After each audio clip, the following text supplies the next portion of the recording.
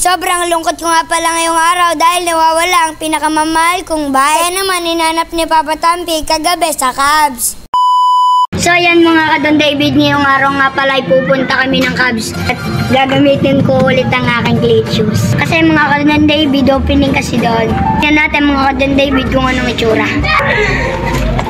Sa mga oras na nga pala na ito ang huling gamit ko kay Lexi. Sobrang saya ko nga pala dito dahil nagagamit ko na ang aking mga tuklits. After that nga pala ay si Papa Tampi ang nauna sa Cubs dahil ako ay may pinuntahan pa. Habang naghihintay nga pala dito si Papa Tampi ay binibidyoan niya dahil bawal daw ang bike dito. Nagsalisi nga pala kami ni Papa Tampi kaya niya ako hindi napagsabihan. Ito nga pala ang pinakamasakit na parte, nawawala na nga pala dito ang aking bike. Kaya naman agad silang pumunta sa Cubs para i-report ito sa pulis. Bago nga pala yan ay sinilip muna ni Papa Tampi sa aking pinagparkingan at wala na talaga. Salamat nga pala sa mga kaibigan kong ito na inatid ako sa bahay namin. Sa mga oras na nga pala na iyon ay natatakot ako umuwi dahil papagalitan ako nila Papa Tampi. Dito nga pala ay nagtyaga sila nila Papa Tampi na hanapin ang aking bike. Kaya naman lingon ng lingon si Papa Tampi sa kaliwa at kanan baka kasi makasalubong niya. Hindi nga pala sila tumigil dito kahit traffic na. Mas traffic na nga pala dito sa Cubs. Sobrang daming tao mga katampi. Tingnan nyo.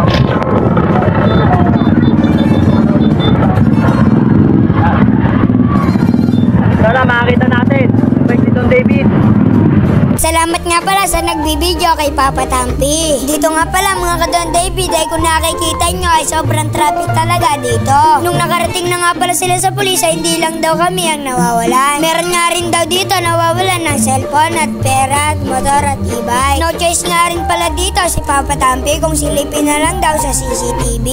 Kinabukasan nga pala ay lubos ako nalulungkot dahil nga pala ay nawalan ako ng bike. Pagmulat nga pala ng aking mga mata ay sinilip ko si Lexi sa aking pinaparkan. Dito ko nga pala siya nilalagay pag ako'y matutulog na. Tanging cleat shoes na nga lang pala ang natira sa akin. Grabe nga pala mga kadon David, nakakalungkot talaga pag walang bike. Dapat sinama niya na rin ang aking cleat shoes. Di ko naman pwede gamitin ang bike ni Tampo dahil nga pala ay wala siyang kadena. Lumabas nga pala ako saglit sa bahay, baka kasi meron na naghanap sa akin na ibabalik ang aking bike. Dahil nga pala ay wala pang nagbabalik sa aking bike at tinesting ko muna ang bike ni Papa Tampi. Habang ginagamit ko nga pala ito ay naisip ko si Lexi. So yung mga kadon David, ngayong araw nga pala ay kung nakita nyo ang aking bike ay paki-mention na lang kay Papa Tampi ko.